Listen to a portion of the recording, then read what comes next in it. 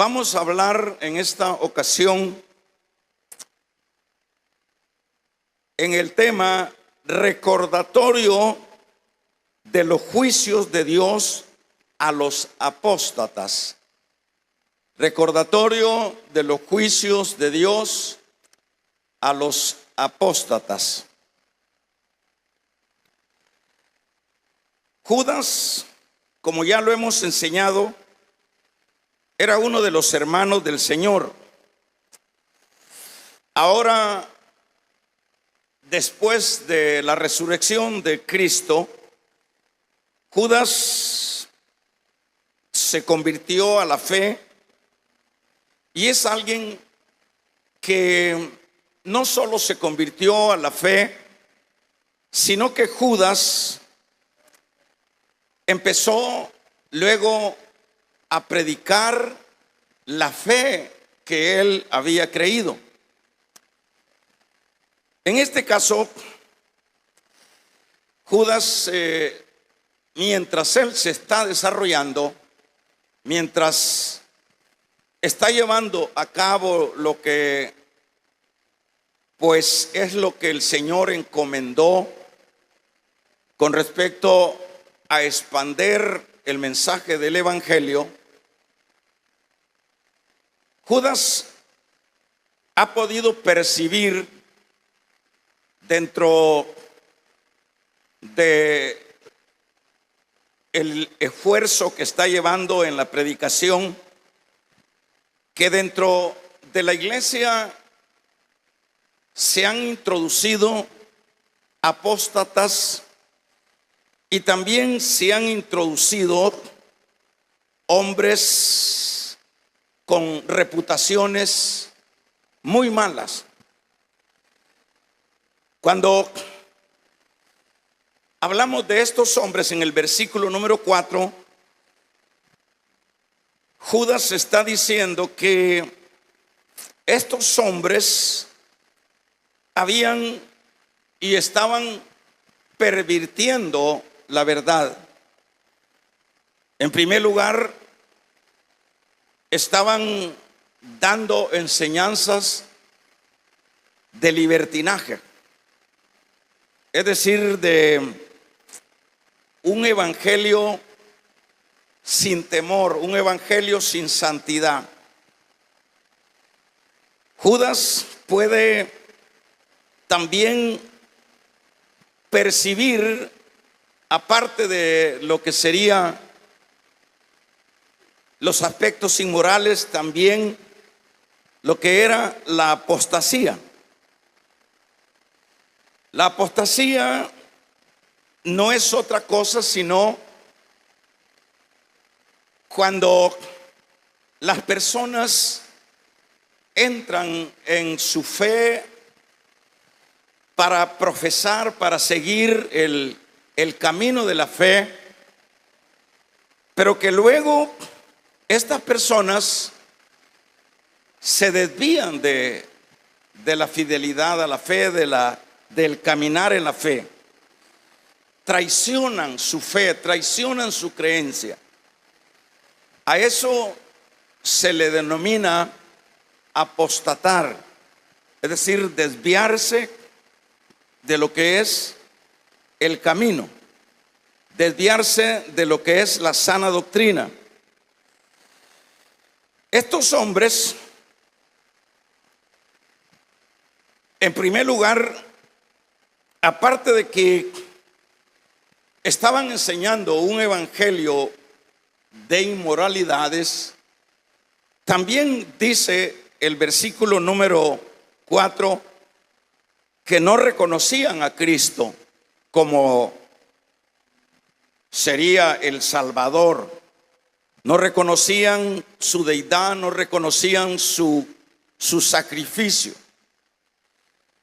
Y esto sería una cosa muy grave que se le estuviera enseñando a la iglesia. Sería una cosa muy delicada y muy peligrosa por el hecho de que cuando dentro de la iglesia se están introduciendo enseñanzas que no van acorde con la doctrina de la fe, pues es una realidad que los que oyen y los que le dan cabida a tales enseñanzas son personas que se desviarán del camino correcto. Acordémonos que dentro de lo que es la fe, el Señor estipuló, el Señor marcó muy bien cuál era el transitar por ese camino. El transitar por ese camino era vivir en obediencia, vivir en el temor de Dios, abrazar el sacrificio de Cristo, vivir para los propósitos de Dios y sucesivamente, ¿verdad? Eso sería como el caminar en el camino de la fe.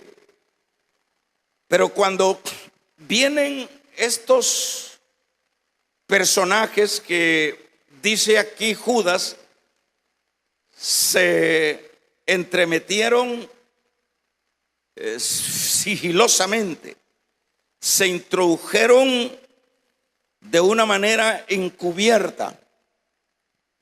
Esto les permitió a ellos entonces enseñar lo contrario de la fe. Enseñar que no, que a la verdad la vida cristiana o la vida que ellos habían abrazado de la fe, ellos podían relajarse, ellos podían no enclausarse en dogmas, en conceptos, sino que ellos podían vivir incluso dándole los deseos a la carne. Imagínense, y que el asunto de Cristo era un poco bastante inconsistente, porque eso de que Cristo era Dios y que Cristo había muerto por los pecadores era un asunto que estaba entredicho, y por lo tanto ellos debían de vivir con libertad, pues Dios es amor y siempre Dios los perdonaba o los perdonaría en cualquier caso. Esto es lo que estaban enseñando estos que se habían introducido secretamente dentro de la iglesia o de las iglesias a las cuales se dirige esta pequeña carta Judas. Probablemente es una carta no probable, sino una carta circular, se le llama, no dirigida a cierto grupo, sino para todos. Vamos a ver entonces, esto era lo que sucedía en este caso de Judas.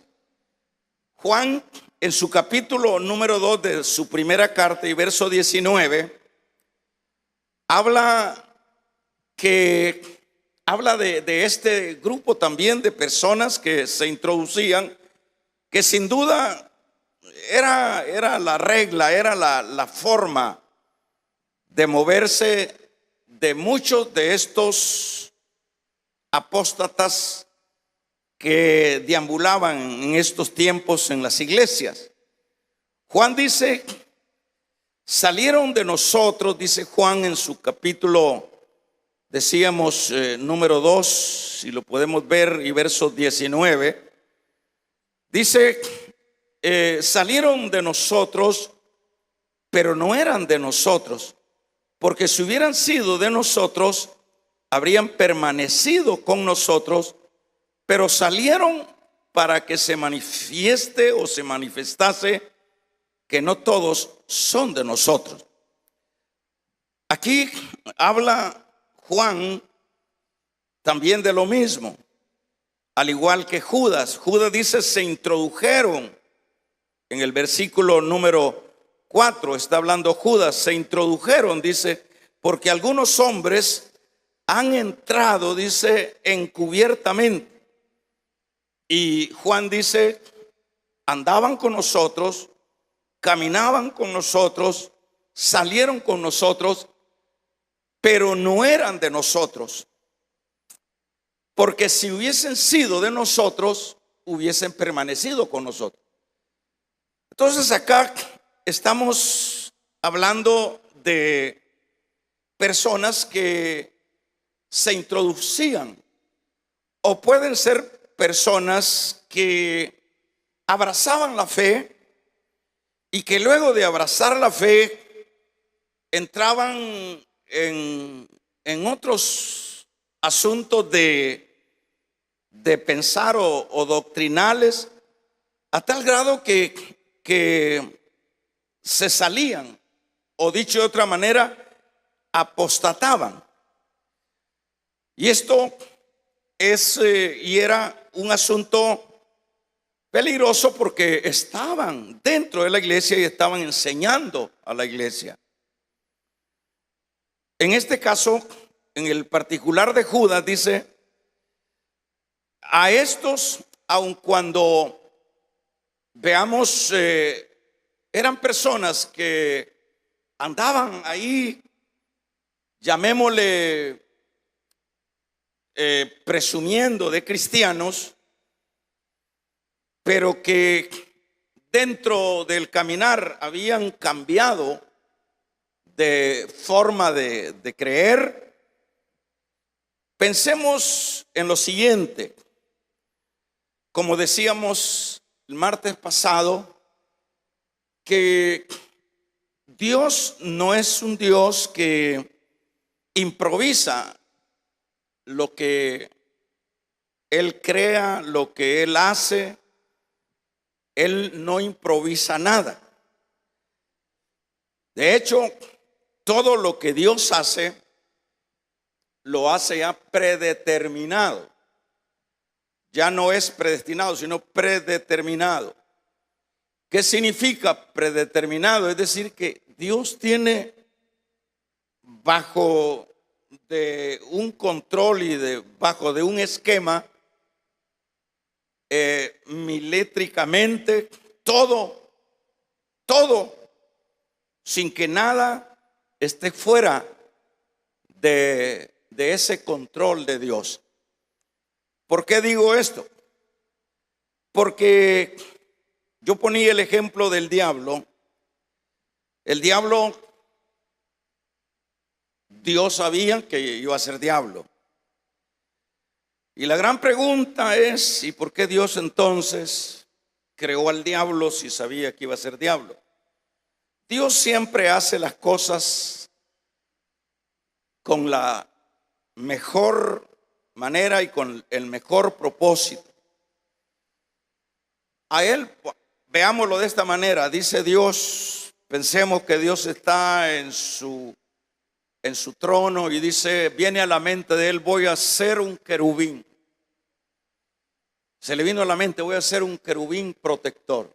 Hablemos del diablo. Voy a hacer un querubín. Ah, dice Dios, pero me va a fallar. Pero ya Él dijo, voy a hacer, y eso ya no lo omite. Él ya pensó que iba a hacer ese querubín y ya no se retracta en hacerlo. Él no dice, me va a salir malo, entonces mejor no, pensamiento, no lo voy a hacer. No, porque Él ya sabe que al hacer ese querubín, o diríamos ese luzbel, que es como se le llama también en la Biblia, pues Él también sabía que ese fulano, por decirlo de esta manera, iba a ser de propósito también.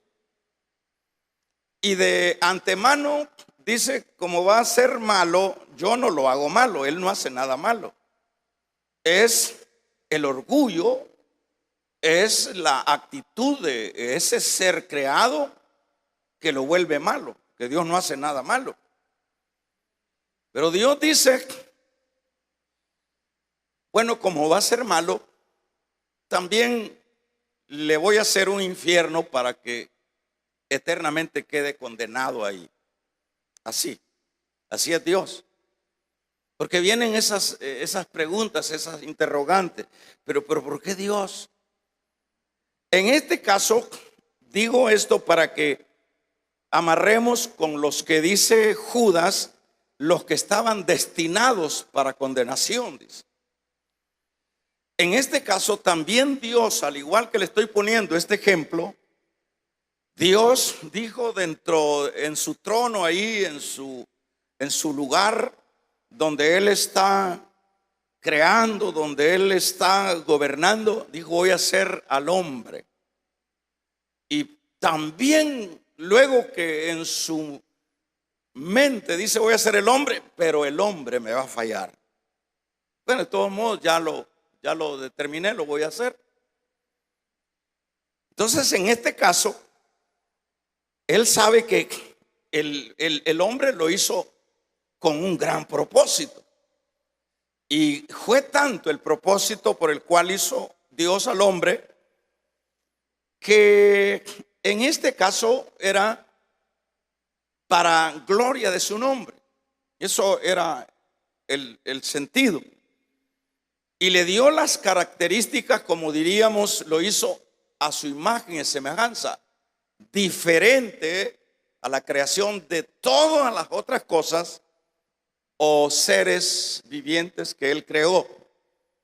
Entonces a esto dijo Dios, no es que lo pensó después, lo voy a hacer así, cuando agarró a Adán voy a hacerlo a mi imagen. No, Él ya lo predeterminó desde antes. Ya lo voy a hacer a mi imagen. No lo había hecho, saber cuántos trillones, saber cuánto en su eternidad Él pensó en eso. Y llegó el momento cuando en el Génesis se habla de que creó al hombre. Pero ya sabía que iba a ser, que le iba a fallar. Pero también, al igual que Satanás, dijo, bueno, de todos modos, me va a fallar, pero al fallarme también le va a tocar la misma finalidad de Satanás. Así que Él no aborta los planes, ¿verdad? Póngame atención acá. Él no aborta los planes. Y en ese sentido, es como, en este caso, viene Satanás, por volver a retomar la idea, y su orgullo lo hace fallar. No fue Dios el que lo hizo fallar. Y luego vienen estos hombres que empiezan a caminar dentro de la fe. Probablemente caminaron bien en algún tiempo, porque Juan dice, estaban con nosotros, salieron con nosotros, pero no permanecieron con nosotros porque no eran de nosotros.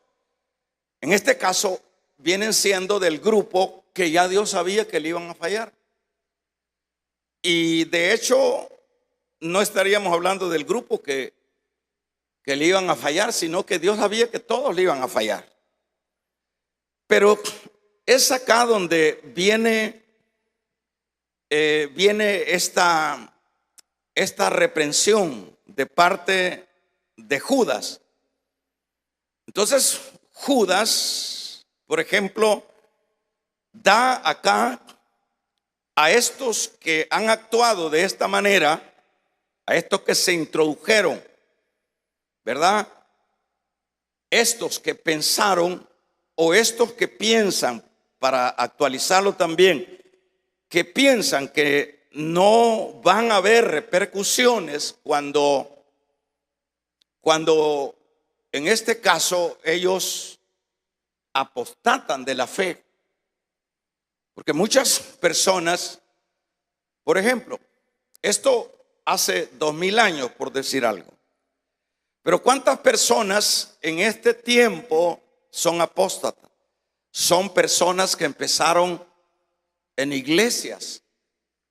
Son personas que tuvieron las experiencias maravillosas de la administración de Dios en sus vidas. ¿Cuántas personas que, como dice Juan, estaban con nosotros, pero no permanecieron porque no eran de nosotros? ¿Cuántas personas hoy día están han experimentado esto, pero apostataron? Como ya hemos mencionado, algunas sectas que por lo general siempre han salido de en medio de la iglesia de Cristo, la verdadera iglesia de Cristo. Casi la mayoría de sectas, con algunas excepciones, han salido de las entrañas de la iglesia de Cristo.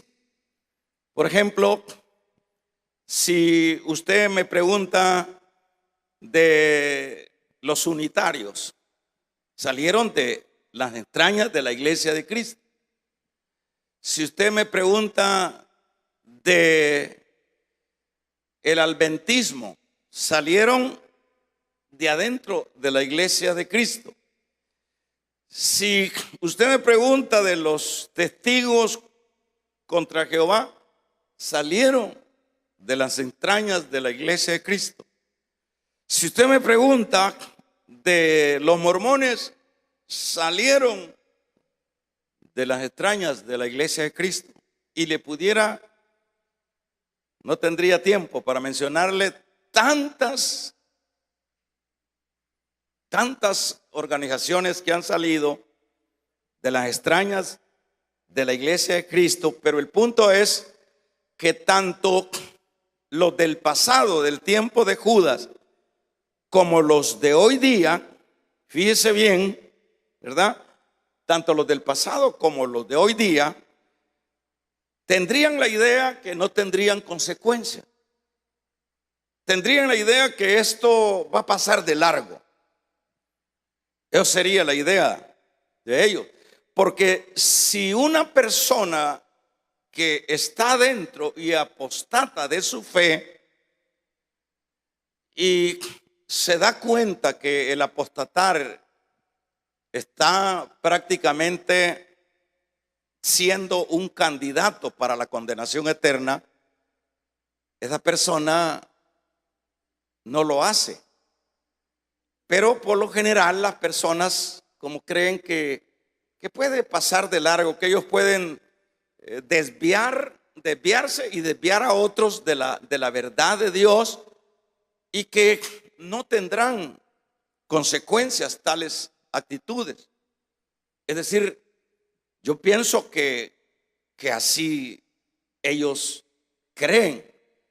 Porque si hablamos de estos que acabo de mencionar ahorita, si ellos supieran las consecuencias, que es lo que vamos a ver, ¿verdad?, en estos versículos del 5 al 7, si ellos supieran le creyeran a la palabra, le creyeran en este particular a esta carta de Judas,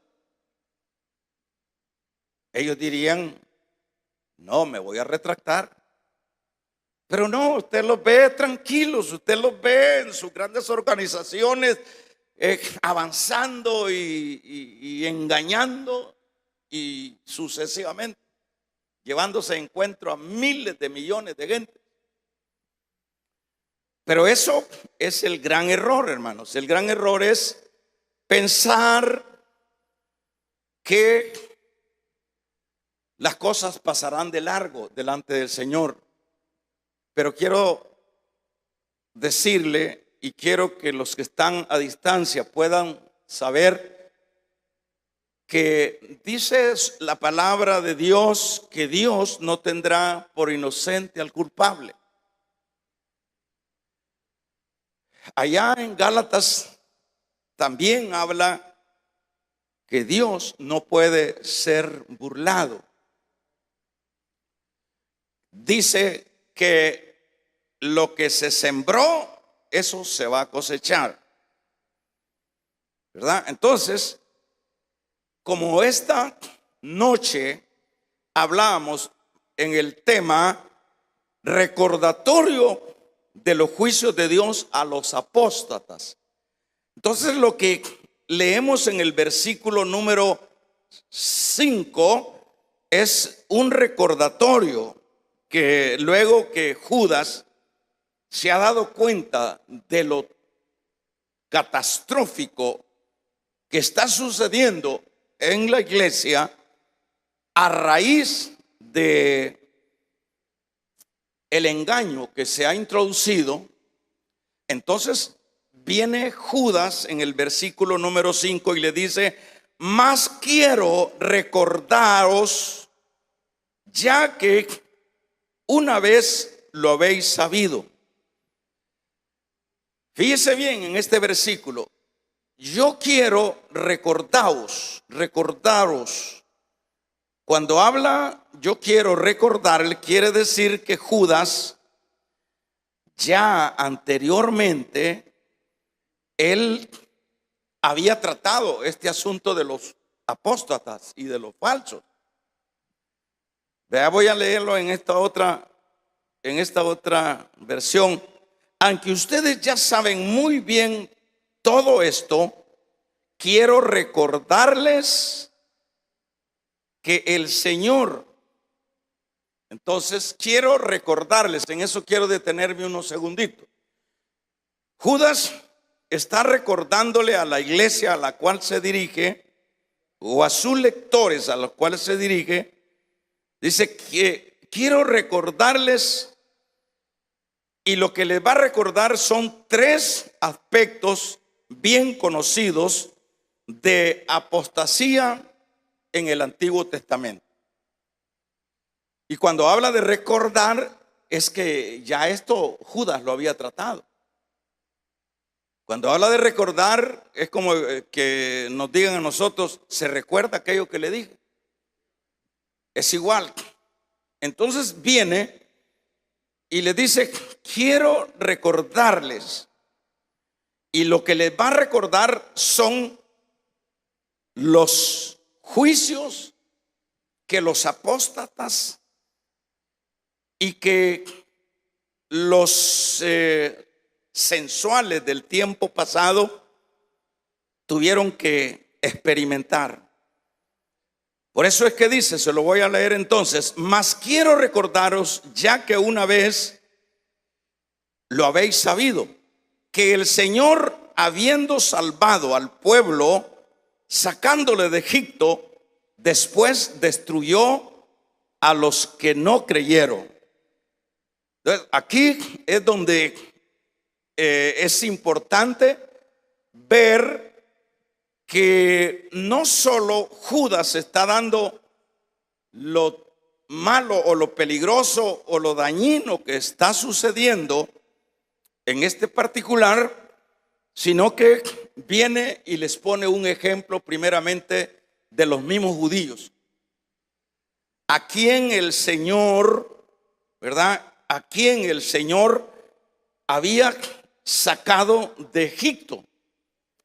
Entonces estos judíos, veámoslo ahora de esta manera, a estos yo les hago una pregunta a ustedes acá, les hago una pregunta. ¿Salieron todos los judíos de Egipto o no? ¿Qué dicen ustedes? Dicho, se lo voy a decir de otra manera: ¿los libró el Señor a los israelitas de la esclavitud de Egipto a todos? Le voy a decir entonces, usemos el término, ¿los salvó entonces Dios a los israelitas del yugo de Egipto? De hecho, los hermanos los sacó de la esclavitud a todos. ¿Y qué es lo que tenían que hacer todos los que salieron de Egipto? Porque todos salieron de Egipto, incluyendo extranjeros, se les pegaron a la cola a los israelitas. Ahí venía aquel hermanito que se llamaba Natán, ¿verdad? uno que le hizo la vida imposible a Moisés. Pero el punto de Judas acá es que ¿cuál sería la manera de cómo debían de comportarse todos los que salieron de la esclavitud de Egipto delante del Señor? ¿Cómo es que debían de comportarse? De hecho, hermanos, ellos debían de comportarse en gratitud porque habían sido liberados. Ellos debieron de haberse, haberse fundado, haberse robustecido en esa fe de que ese Dios que les había prometido la tierra prometida era un Dios real, era un Dios que no les fallaría, era el Dios que si les había dicho que los iba a llevar a la tierra que fluía leche y miel, ¿qué es lo que tenían que hacer todos? Estoy hablando de todos, porque no sacó parcialmente a unos y a otros no. ¿Qué tenían que hacer todos? Creer. Creer que, ¿y por qué tenían que creer? Dios les había mostrado su gloria, su maravilla, su milagro. No era para menos ver que 10 plagas habían caído en Egipto y para ellos no. No era para menos ver el mar abrirse y ser sepultados los enemigos y ellos salir ilesos. No era para menos ver que por 40 años el Señor los había bendecido y no les había faltado nada. Pero ¿qué es lo que nosotros leemos en Números 13 y en Números 14? Lo que leemos nosotros es que cuando mandaron a los espías a ver la tierra, cuando regresaron aquellos, ¿qué fue lo que dijeron ellos? Le creyeron, hermanos, fueron incrédulos y es incrédulo igual a apostatar de la fe. Entonces, la gran mayoría de ellos, o si no todos ellos, actuaron incrédulamente. Cuando le dijeron no, le dijo, le creyeron a 10 espías, con la excepción de los 2, de Caleb y Josué. No le creyeron a la minoría, le creyeron a la mayoría. Y luego nada sería eso, sino que empezaron a quejarse, a murmurar. Mejor nos hubiera sido mejor morir en Egipto. ¿Qué vamos a hacer aquí? Nuestros hijos, nuestras tumbas, nuestras cosas y todo eso. Y dijo el Señor, voy a matar a todos estos. Moisés intercedió ahí en el capítulo número 14, no tenemos tiempo de Números. Moisés intercedió allá por el verso 20 del 14 de Números. Se lee que le dijo el Señor, bueno, voy a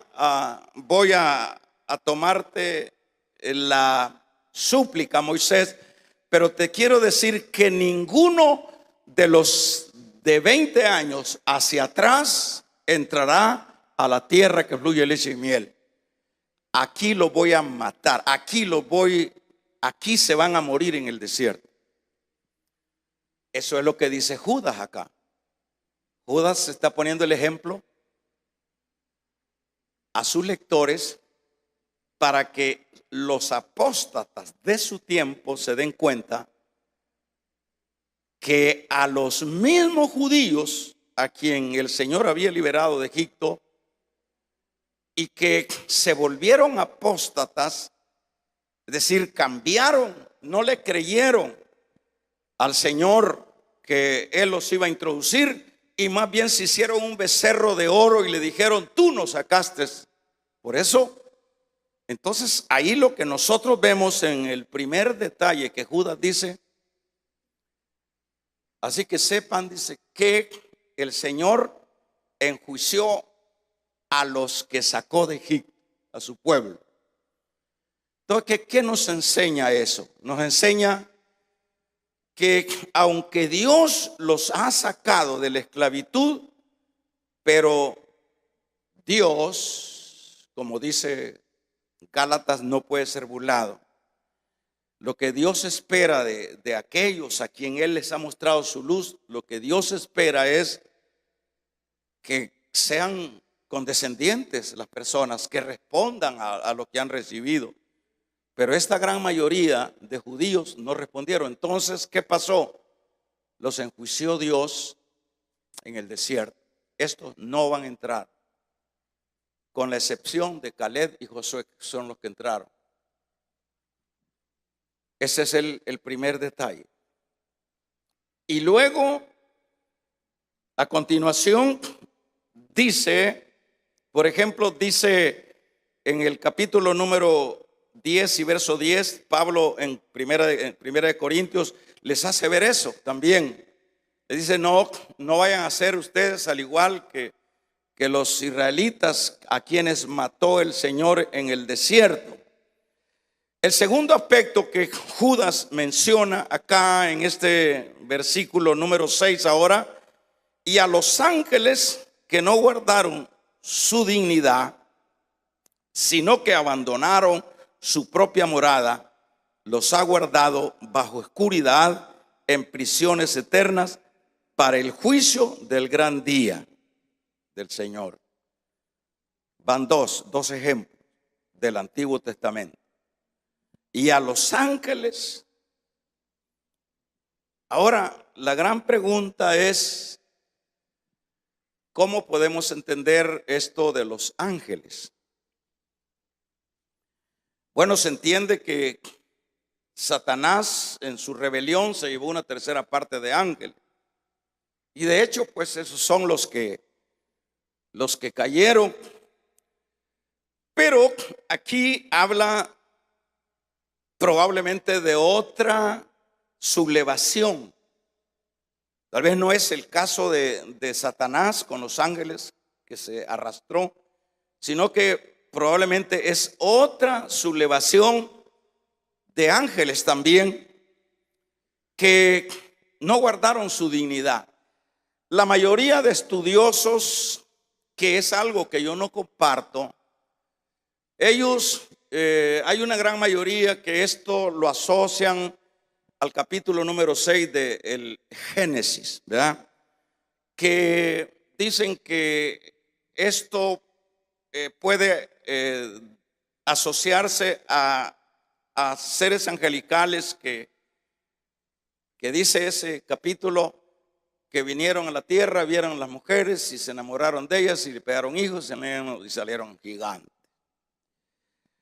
Esa es una postura bastante común de muchos, pero como decía, yo no comparto esa idea o esa teología por el hecho de que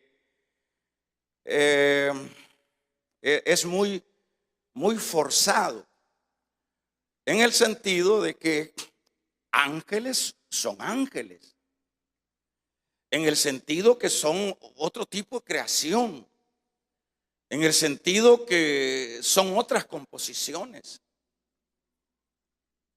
Pero hermano, pero fíjese que los ángeles tenían miembros, y allá en el Génesis 18, 19 se le aparecieron a ángeles, se le aparecieron a Abraham y que tenían hambre y que comieron. Son teofanías, es decir, no son teofanías, son como revelaciones que aparecen o personajes que aparecen de esa manera.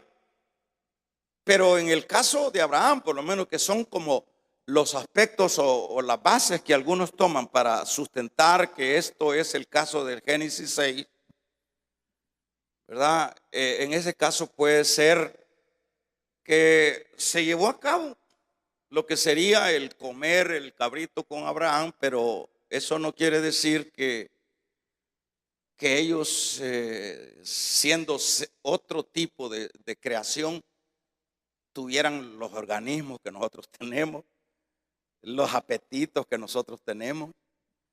Pero es que mire, los ángeles, en Mateo dice que allá no se van a casar. No está diciendo que los ángeles no tienen sexo. Lo que dice ahí, dicen algunos que argumentan, lo que dice ahí es que en el cielo seremos como ángeles, ni se casarán, no se casarán, sino que seremos como ángeles. Pero no está diciendo que, no, ahí estamos forzando.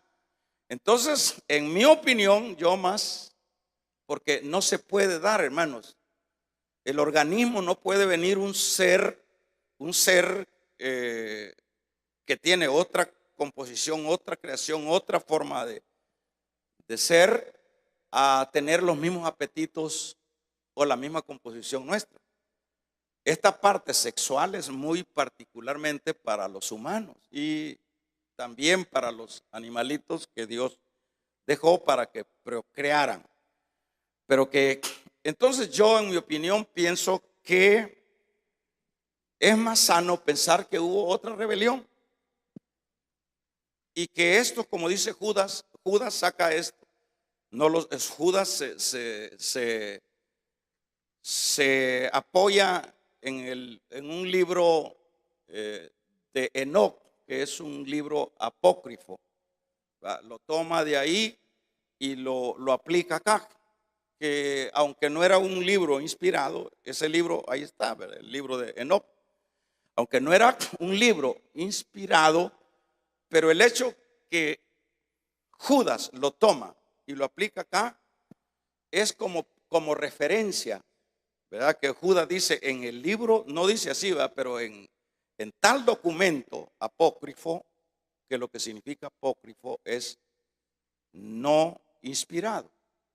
Acuérdense que las escrituras de estos tiempos bíblicos, habían miles de escrituras, pero no todas eran inspiradas. Pero por lo menos los libros apócrifos que tiene la Biblia católica son buenos estudiarlos para informar como históricos y todo eso.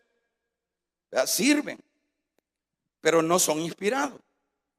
Entonces, en este caso, Judas toma esa postura del libro de Enoc y expresa, dice, Enoc habló, no lo dice así, pero él lo toma de allá y dice, Enoc habló que los ángeles que no guardaron su dignidad, dicho de otra manera, su dignidad. Veamos qué dice acá en el verso 6, los ángeles que no tuvieron su posición de autoridad, es esta otra versión. Ya no habla tanto de dignidad, sino, y los ángeles que no tuvieron su posición de autoridad, sino que abandonaron su propia morada, los tiene perpetuamente encarcelados en oscuridad para el juicio del gran día. Allá Pedro habla también en el capítulo número 3 de su primera carta, habla que tiene encerrados a los ángeles que pecaron y probablemente se refiere al mismo caso. Pero en este particular, hermanos, ya voy terminando, en este particular, entonces vemos que ni a los ángeles, ni a esa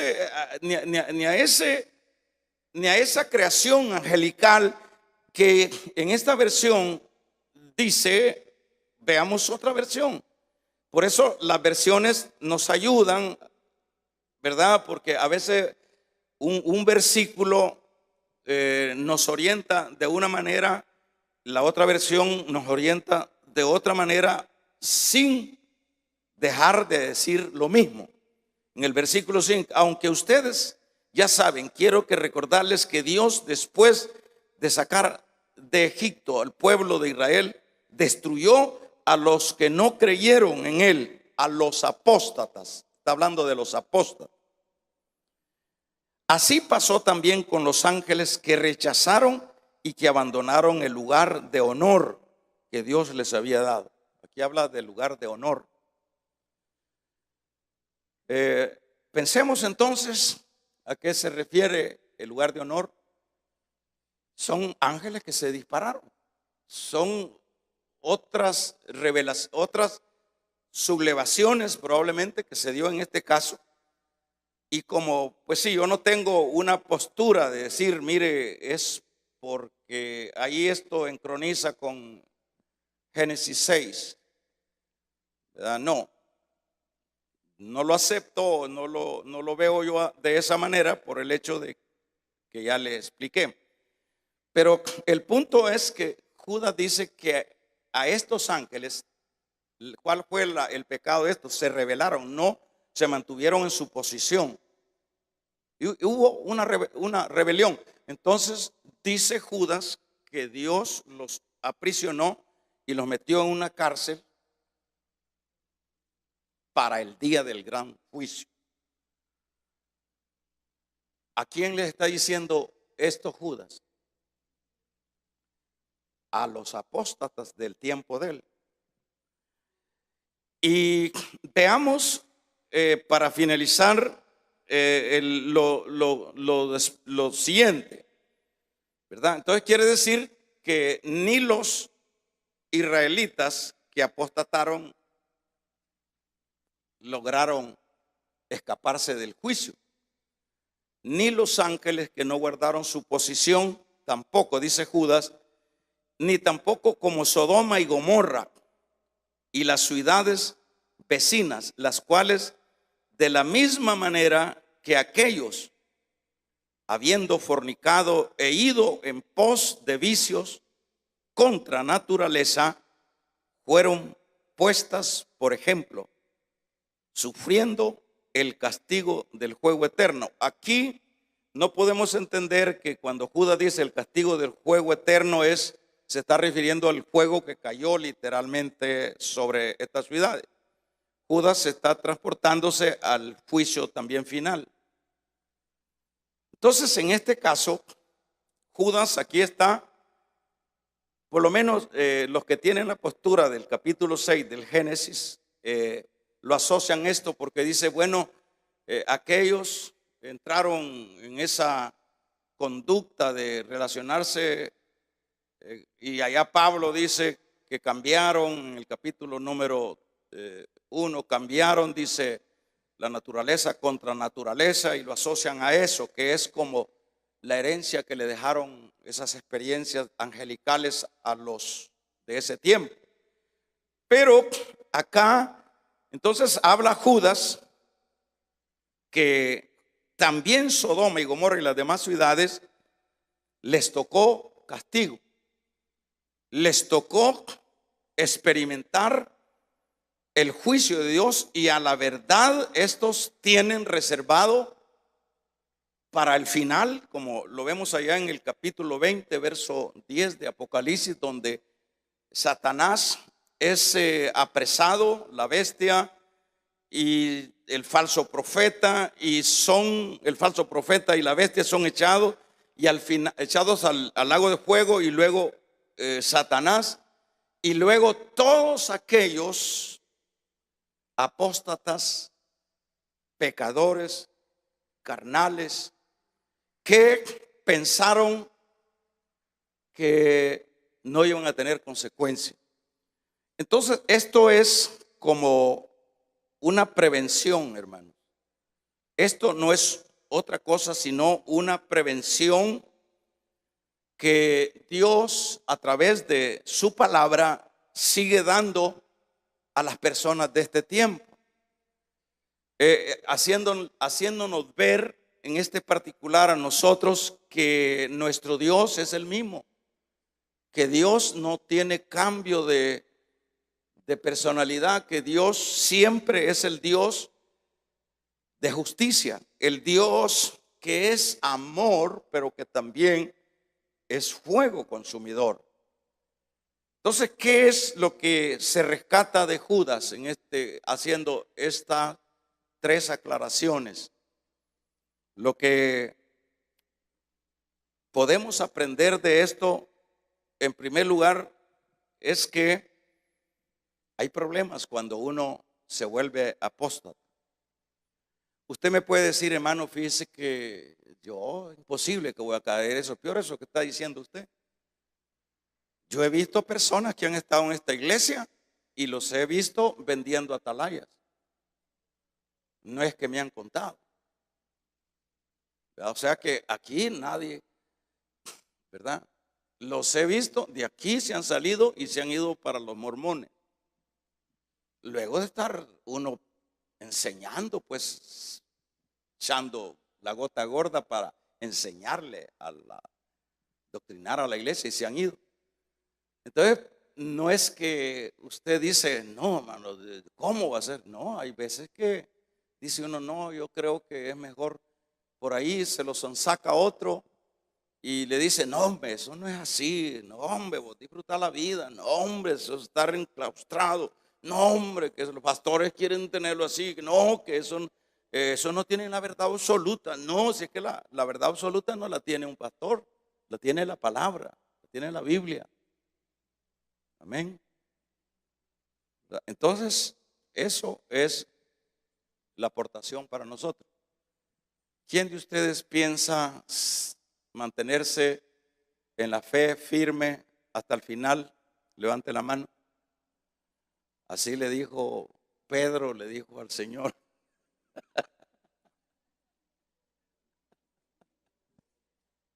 Qué bueno que le digo, Pedro. Aunque me maten, no te niego, le digo. No cantará el gallo 3 veces y me habré negado, bocón, le digo. Hermanos, yo le agradezco que levantó su mano, pero lo hago a manera de clase, de hacerlos reaccionar, que no importa lo que enseñen los apóstatas de este tiempo, usted manténgase, usted manténgase, usted manténgase, porque aquí Judas nos da 3 ejemplos de que Dios en el antiguo tiempo llevó a cabo 3 juicios. El juicio contra los apóstatas que blasfemaron del Señor en el desierto, los israelitas, el juicio de los ángeles que no guardaron su posición, y el juicio de los sodomitas que también se volvieron terriblemente pecadores, ¿verdad?